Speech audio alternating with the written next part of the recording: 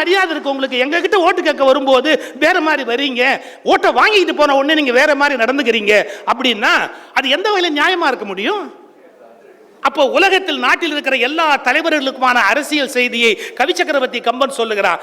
எனக்கு ஆட்சியில நாட்டம் இல்லப்பா தசரதன், எனக்கு ஆட்சியில நாட்டம் இல்லப்பா ராமன், எனக்கு ஆட்சியில நாட்டம் இல்லப்பா பரதன், எனக்கு ஆட்சியில விருப்பமே இல்லப்பா லட்சுமணன், எனக்கு ஆட்சியில கொஞ்சம் கூட விருப்பமே இல்லை பரதன், எனக்கு ஆட்சியில சுத்தமா விருப்பம் இல்லை காணாள நிலைமைகளை கைவிட்டு போனானை காத்து பின்பு போனானும் ஒரு தம்பி. யாரு? அவன் பின்னால போனான் லட்சுமணன், இவன் பின்னால போனா நானும் இதற்கு அரசாழ்வேன், நான் எப்படி இந்த ராஜ்யத்தை ஆளுவேன் சத்திரன் கேட்டான். அப்ப என்ன அர்த்தம்? உலகெங்கிலும் ஆட்சியில் ஆர்வம் இல்லாத, அதிகாரத்தில் ஆர்வம் இல்லாத தலைவர்கள் இருக்க வேண்டும் என்பது கம்பன் காப்பியம் சொல்லுகிற நெறி. அது இன்றைக்கு உலகத்தின் எந்த பக்கத்தில் இருக்கிறதா? அதுக்கு அடுத்தது என்ன? அதாவது they are power mongers. Power மாங்கர்ஸ் என்ன வேணாலும். சார், ஆபிரகாம் லிங்கன் ஒரு ஜோக் சொன்னார். ஆபிரகாம் லிங்கன் வந்து ஒருத்தர் கேட்குறாரு, எனக்கு ஒரு போஸ்ட் கொடுங்கிறாரு. என்ன போஸ்ட் நான் சொல்ல முடியாது, எனக்கு ஒரு போஸ்ட் கொடுன்னு கேட்குறாரு. அதில் வேறு சில பேர் எப்படி கேட்பாந்துறீங்களா, கண்டவனுக்கும் கொடுக்குறியா எனக்கு கொடுமா. எங்கிட்டே சில பேர் கலமாமணி எவனவனுக்கும் கொடுக்குறாரு சார், எனக்கு ஒன்று வாங்கி கொடுக்குறாரு சார். அப்போ எவனவனுக்கும் ஒரு லிஸ்ட்டில் நீ இருக்கியா? ஆபிரகாம் லிங்கன் வந்து கேட்டான், எனக்கு எப்படியாவது வந்து உங்களுக்கு ஒரு போஸ்ட் கொடுங்க. அப்போ ஆபிரகாம் லிங்கன் சொன்னார், நான் ஒரு கதை சொல்லட்டுமா? என்ன? ஒரு தடவை ஒரு மகாராஜா வேட்டைக்கு புறப்பட்டாரு. வேட்டைக்கு போகும்போது மழை வருமா இல்லையான்னு டவுட் வந்தது. உடனே அவர் அங்கே இருக்கிற அமைச்சரை கூப்பிட்டு கேட்டார், ஏன்பா இங்கே மழை வருமா வராதப்பா அப்படின்னு. அவர் எனக்கு தெரியாதுங்க, பட் நான் என்கொயரி பண்ணி உங்களுக்கு சரியாக சொல்லிடுறேன் அப்படின்ட்டு என்கொயரி பண்ணிட்டு ஒரு 1/2 hourல இன்னைக்கு மழை வரும் அப்படின்ட்டார். மகாராஜா நிறுத்திட்டார், போகிறத நிறுத்திட்டார். மழை வந்தது. மகாராஜாவுக்கு சர்ப்ரைஸ். உடனே அந்த அமைச்சரை கூப்பிட்டு, நீ எப்படி கண்டுபிடிச்ச, சோர்ஸ் எப்படி கலெக்ட் பண்ணேன்? அவர் சொன்னார், எனக்கு தெரியாதுங்க, இந்த துணி துவைக்கிற சகோதரர் இருக்கார் இல்லையா, துணி துவைக்கிறவர், அவர்கிட்ட தான் மழை வருமா வராதுன்னு அவங்க ரொம்ப கவலைப்படுவாங்கல்ல, அதுக்காக அவரை கேட்டு விட்டேன். அவர் தான் சொன்னார், அவரை கூட்டிட்டு வார். அவர் கேட்டார், எனக்கு தெரியாதுங்க, என் கழுதைகிட்ட ஒரு குவாலிட்டி உண்டுன்னு. என்ன? மழை வரும்னா 2 காதையும் வெடைச்சிக்கிட்டு நிற்கும், அப்போ மழை வரும்னு அர்த்தம். நீங்கள் கேட்ட அன்னைக்கு 2 காதையும் அது வெடைச்சிக்கிட்டு நின்றுச்சு, நான் மழை வரும்னு சொன்னேன் அப்படின்னு. உடனே அந்த மகாராஜா சொன்னாராம், பேசாமல் இவர் டிஸ்மிஸ் பண்ணிட்டு அந்த போஸ்ட்டுக்கு அதையே போட்டுடலாம்பா. இதை சொல்லிட்டு ஆபிரகாம் லிங்கன் சொன்னார், அன்று முதல் எல்லா கழுதைகளும் ஏதாவது ஒரு பதவிக்கு ஆசைப்பட்டு கொண்டே இருக்கின்றன. கொஞ்சம் யோசிச்சு பாருங்க, போஸ்ட்ங்கிறது அவ்வளவு பெரிய விஷயமா? பதவி என்பது அவ்வளவு பெரிய விஷயமா? இந்த ராமாயணத்தினுடைய அடிப்படை நாதமே என்ன தெரியுமா? அடிநாதமே என்ன தெரியுமா? பதவிகளை விட மனிதன் பெரியவன் என்பதை நிரூபிப்பதற்கான காவியம் அது. நாற்காலிகள் நமக்கு கீழே தான் இருக்க முடியுமே ஒழிய நாற்காலிகளை தலைமையில் தூக்கி வைத்துக் கொண்டு யாரும் அலைய முடியாது. சிம்மாசனங்கள் நாம் மிதிப்பதற்குத்தான் போடப்பட்டனவே ஒழிய சிம்மாசனங்கள் தலை மீது கிரீடமாக சூட்டிக் கொள்வதற்காக போடப்படவில்லை. அந்த பவர் மாங்கர் அப்படிங்கிற தோட் இருக்கக்கூடாது மனித குலத்தில் அப்படிங்கிறதுக்கு அரசர்களுக்கு சொல்லப்பட்ட ஒரு அருமையான செய்தி. அதாவது உயிர்குலம் முழுமைக்கும் சொல்லப்பட்ட செய்தி, பிறகு உலகுக்கு சொல்லப்பட்ட செய்தி, பிறகு நாட்டுக்கு சொல்லப்பட்ட செய்தி, அப்புறமா குடும்பத்துக்கு சொல்லப்பட்ட செய்தின்னு ஒன்று இருக்கு. அது என்ன குடும்பம் சார்? குடும்பத்தில் ஒரு வாழ்வு முறை இருக்கு சார். எங்க அண்ணன் என்னை விட முட்டாளா இருந்தா கூட எங்க அண்ணனை மதிக்க வேண்டிய கடமை எனக்கு இருக்கு சார். உண்மையிலே எங்க அண்ணன் என்னை விட அறிவாளி, அது வேற விஷயம். நான் எதுக்கு சொல்ல வரேன், ஜஸ்டிஸ் கோகுலகிருஷ்ணனுடைய வீட்டுக்கு நான் ஒரு முறை போயிருந்தேன். ஜஸ்டிஸ் கோகுலகிருஷ்ணன் அப்போ ரொம்ப சின்ன பையன், காலேஜ் படிக்கிற பையன். நான் போயிருந்தேன், என்கிட்ட பேசிக்கிட்டே இருந்தார், காஃபி சாப்பிட்டுனாரு. திடீர்னு எந்திரிச்சு நின்னாரு. சார், நான் பார்க்க போகிற ஜஸ்டிஸே எழுந்துச்சு நிற்கிறாரு, எதுக்குன்னு எனக்கு புரியல. நான் அப்படி எந்திரிச்சேன். அப்போ ஒரு காலடி சத்தம் கேட்டுது. ஒருத்தர் வந்து இப்படி நடந்து அந்தாண்ட போறாரு, இவரை பார்க்க கூட இல்லை, அந்தாண்ட போறாரு. அவர் ரூமுக்குள்ள போறாரு. அப்போ கோகுலகிருஷ்ணன் சொல்றாரு, அண்ணே இவர் சுகி சிவம் பேச்சாளர், நல்லா பேசுவாரு, நம்ம சுகி சுப்பிரமணியத்தோட பையன். அப்படியா, நல்லா இருங்க அப்படின்ட்டு அவங்க அண்ணன் உள்ள போனாரு. நீ எவ்வளவு பெரிய ஹைகோர்ட் ஜட்ஜ் ஆனாலும் உங்க அண்ணன் வரும்போது எந்திரிச்சு நிக்கணும் அப்படிங்கிற ஒரு ஆச்சரியமான ஒரு குவாலிட்டியை நான் கோகுலகிருஷ்ணன் கத்துக்கிட்டேன். ஜஸ்டிஸ் கோகுலகிருஷ்ணன் கத்துக்கிட்டேன். நீ ஹைகோர்ட் ஜட்ஜாரு, நீ சீஃப் ஜஸ்டிஸாரு, ஆனா என்ன இருந்தாலும் குடும்பத்தில் உன்னை விட உங்க அண்ணன் பெரியவன். அவர் சாதாரண வேற போஸ்ட்ல கூட இருக்கலாம், ஆனா அண்ணன் பெரியவன் வீட்டுக்குள்ள. இதெல்லாம் ஒரு ஆச்சரியமான விஷயம் இல்லையா? ராமன், பரதன், லட்சுமணன் செத்துருக்குன்னு ஒரு நட்சத்திர வித்தியாசம் சார். ரொம்ப ஒன்றும் வருஷக்கணக்கான வித்தியாசம் இல்லையே. ஒரு குடும்பம் எப்படி இருக்கணும் அப்படிங்கிறதுக்கான அடையாளம், ஆண் பெண் உறவு எப்படி இருக்கணும், கணவன் மனைவி உறவு எப்படி இருக்கணும், எத்தனை விதமான விஷயங்கள். இதில் நேற்று கூட சகோதரி முந்தனத்து இளம்பெரை பேசும்போது வால்மீகத்துக்கும் கம்பனுக்கும் இடையில இருக்கிற அந்த வித்தியாசத்தை அவங்க படம் பிடிச்சு காமிச்சாங்க. என்ன மாதிரியாக ஒரு விஷயம் அணுகப்பட்டிருக்கிறது அப்படிங்கிறதுக்கு ஒரு செய்தி சொன்னாங்க. இங்கே வால்மீகத்தில் படைக்கப்பட்ட ராமனுடைய குவாலிட்டி அல்லது குணம் அப்படின்னு சொல்லும்போது, ஏதோ ஒரு சந்தர்ப்பத்தில் தான் இழந்த பதவிக்காக கொஞ்சம் மனசுல வருத்தப்படக்கூடிய இயல்பு உடையவனாக வால்மீகியினுடைய ராமன் படைக்கப்படுகிறார். எப்படி சொல்றான் இந்த பாருங்க, ஏதோ ஒரு சந்தர்ப்பத்தில் சர்க்காஸ்டிக்கா தசரதர் மேல கமெண்ட் பாஸ் பண்றான். என்ன சொல்றான் தெரியுங்களா? அவங்க அப்பாவை பத்தி ராமன் பேசுறான். அவர் தனிமையில் இருக்கிறார், வயது முதிர்ந்து விட்டது, ஆயினும் காமத்தினால் அவளுக்கு வசப்பட்டவர், என்ன செய்வார் பாவம். தசரதரை பற்றி ராமனுடைய கமெண்ட், எனக்கு நேர்ந்த கஷ்டத்தையும் அரசனின் மதியீனத்தையும் பார்த்தால் தர்ம அர்த்த காமங்களில் காமமே வலுத்தது என்று சொல்லுவேன். இல்லாவிட்டால் ஒரு பெண்ணின் பேச்சை கேட்டு எந்த முட்டாளாவது பெற்ற மகனை விரட்டுவானா? கொஞ்சம் யோசிச்சு பாருங்க. என்னுடைய நோக்கம் வால்மீகியை குறை சொல்றது இல்லை. நான் எப்பவுமே ஒரு கருத்து சொல்லுவேன். வால்மீகி கதை சொல்ற போது ரொம்ப யதார்த்தமா சொல்வார். கம்பன் கதை சொல்ற போது கொஞ்சம் கற்பனையா சொல்வார். இன்னும் இப்படி என்ன சொல்லட்டுமா, ஒரு இன்சிடென்ட் வீட்டில் அப்பா வர்ணிக்கிற மாதிரி வால்மீகி வர்ணிப்பார், அம்மா புழுகுற மாதிரி கம்பன் புழுகுவார். அது என்னது அம்மா சொல்றது? இப்ப அப்பா சொல்லுவாரு, பையன் கேட்கறான், ஏன்பா உன் தம்பி சித்தப்பா டேய் அவன் ஒரு தண்டன்டா, படிக்காதவன்டா, உருப்படாதவன்டா, அப்படி ஏதோ ஒரு வார்த்தை சொல்லுவான். அதுவே நீங்கள் அம்மாட்ட போய் ஏம்மா மாமா அப்படின்னா, அவருக்கு இந்த ஸ்கூல் படிப்பெல்லாம் வராது, ஆனால் எல்லாத்துலேயும் கேட்டுக்காரு, அவனுடைய அறிவு தனி, எங்கள் அப்பா வியாபாரத்தெல்லாம் அவன் தான் எடுத்து பார்த்தான், உங்கள் அப்பாவுக்கு அவனை கண்டா ஆகாது, ஆனாலும் உங்கள் மாமா பெரிய அறிவாளிடா, எவ்வளோ கெட்டுக்காரன் தெரியுமா, எத்தனை சாமர்த்தியமா எவ்வளோ வேலை பார்த்துருக்கான் தெரியுமா. அதாவது கடைசி வரைக்கும் தான் தம்பியை விட்டு கொடுக்க மாட்டார். இதில் என்னன்னு கேட்டிங்கன்னா, ஸ்ட்ரெயிட்டா பேசுற இயல்பு வால்மீகியோட இயல்பு. சார் கோசலை சீத்தை கிட்ட ஒரு வார்த்தை சொல்றா, வால்மீகி ராமாயணம் எடுத்து படிச்சு பாருங்க.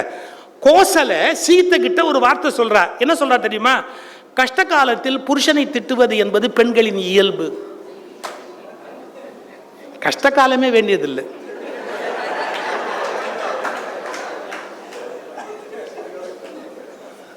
எவ்வளவு பிரத்யட்சமா எழுதுறாரு பாருங்க.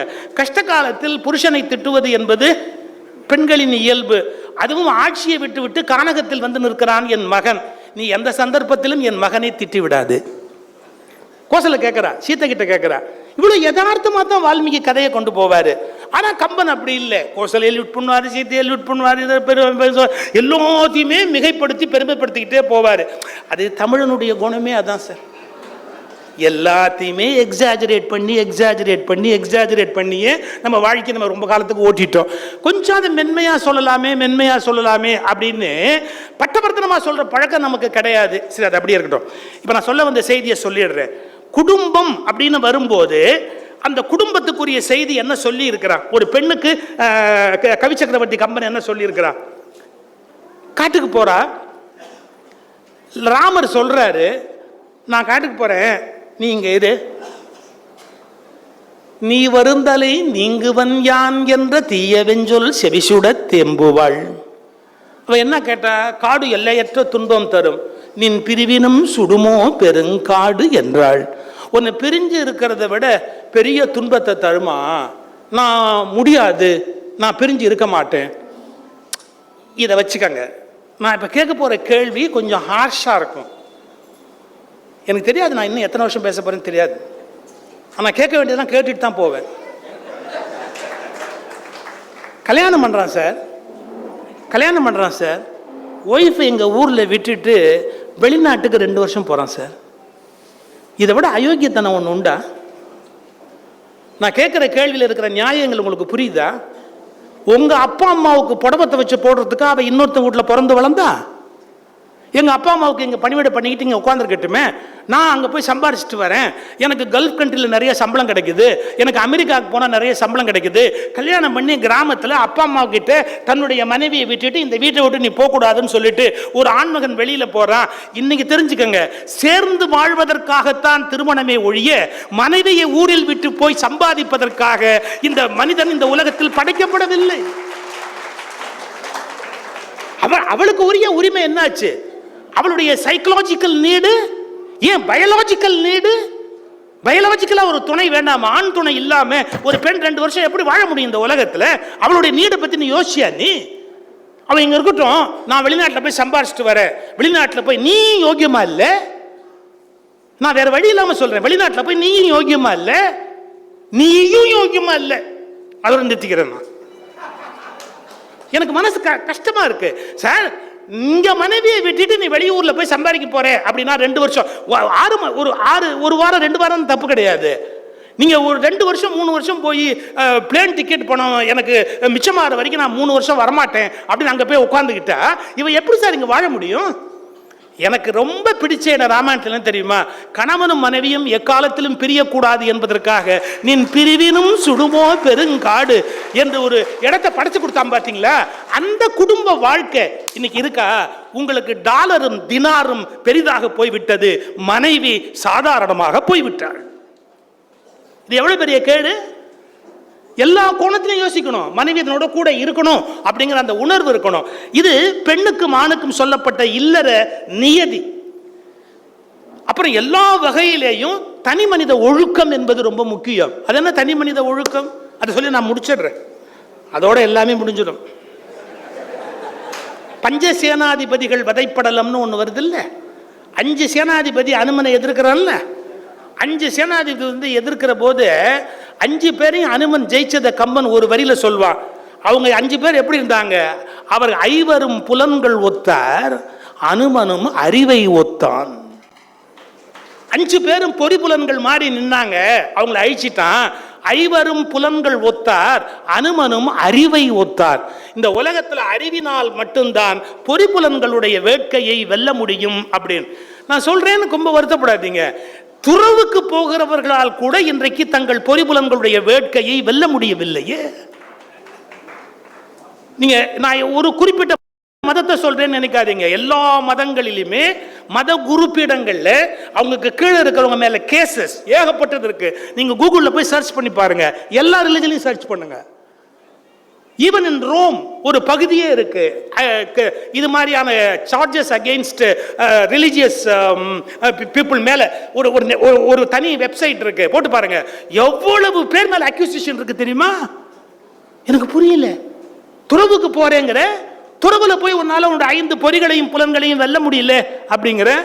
இந்த ஊர்ல பாடா படுத்திட்டு போய் ஒருத்தன் வெளிநாட்டுல இருந்து யூடியூப் போடுறான், அவன் இன்னும் பிடிக்க முடியலன்னு வெக்கம் இல்லாம பேசுற. எனக்கு புரியல. இங்கேருந்து பாகிஸ்தான்ல சரியா ஒரு இடத்துல அடிக்க வேண்டிய இடத்துல அடிக்க முடியுதுன்னா இந்த ஊர் சட்டங்களை ஏமாத்திட்டு வெளிநாட்டுக்கு ஓட்டுக்கு போன ஒருத்தனை பிடிக்க முடியலன்னா பிடிக்க முடியாதா? யாரு? கைலாசத்தில் தான் போய் முறையிடணும். இந்த நாடு பிடிக்க முடியாதா? இந்த கவர்மெண்டால முடியாதா? I am very open. ஒரு துறவியா வந்து உட்கார்ற பொறிப்புலன்களுக்குரிய ஒழுக்கங்களை காப்பாற்ற மாட்டேங்கிற எத்தனை பீட. நான் ஏன் இப்படி பேசுறேன்னு பல பேர் நினைக்கிறாங்க. ஒழுக்கமே வடிவமான துறவிகள் உட்கார்ந்த இடத்தில் ஒழுக்கமே இல்லாத துறவிகள் உட்கார்ந்த மிகப்பெரிய அருவருப்பை நாம் பார்க்க வேண்டிய கொடுமைக்கு உள்ளாகும். ஒழுக்கமே வடிவமான துறவிகள் உட்கார்ந்த பீடம் அதெல்லாம். அதுல ஒழுக்கமே இல்லாதவர்கள் உட்கார்றாங்கன்னா எப்படி சகிச்சுக்கிறது? எனவே கம்பன் உயிர்குலத்துக்கு சொன்ன செய்தி அன்பு, கம்பன் உலகிற்கு சொன்ன செய்தி பதவியாசையின்மை, கம்பன் நாட்டுக்கு சொன்ன செய்தி நாட்டில் நேர்மை, கம்பன் குடும்பத்திற்கு செய்த சொன்னி குடும்பத்தில் பிரிவு வரக்கூடாது, கம்பன் ஆணுக்கு சொன்ன செய்தி, கம்பன் பெண்ணுக்கு சொன்ன செய்தி, எல்லாவற்றிற்கு மேலாக கம்பன் சமய உலகிற்கு சொன்ன செய்தி. ராமனை நீ தனிப்பட்ட வைணவ கடவுளாக மட்டுமே எடுத்துக்கொள்ள வேண்டிய அவசியம் இல்லை. நீ ராமன் வைணவனாய் இருந்தாலும் சிவனை குறைத்து கம்பராமாயணத்தில் ஒரு வரி கிடையாது. ஒரு வரி சிவனை பழிச்சதாவோ குறைச்சதாவோ தேடுனா உங்களுக்கு கிடைக்காது. அப்ப அந்த மாதிரியான உணர்வு, எல்லாரையும் ஒன்றாக நினைக்கக்கூடிய பக்குவம் வர வேண்டும் என்று நினைத்த அந்த முறை. எனவே உலகிற்கு, உயிர்குலத்திற்கு, சமய உலகிற்கு, நாட்டுக்கு, தனி மனிதனுக்கு, ஆணுக்கு, பெண்ணுக்கு உரைத்த பல்வேறு அறநெறிகள் இன்றைக்கு ஆபத்தான நிலையில் இருப்பதால், கம்பராமாயணம் மட்டுமே அதற்கான வேக்சினாக இருப்பதால், அதை போடுவதை தவிர வேறு வழி இல்லாத அளவுக்கு, எப்படி கொரோனா வந்தபோது 2 வேக்சினை கையில் வைத்திருந்தோமோ அப்படி உலகம் முழுவதும் இன்றைக்கு நோய் பரவி இருக்கிறது. ராமாயணத்தையும் பாரதத்தையும் 2 வேக்சினாக பயன்படுத்துங்கள். நன்றி, வணக்கம்.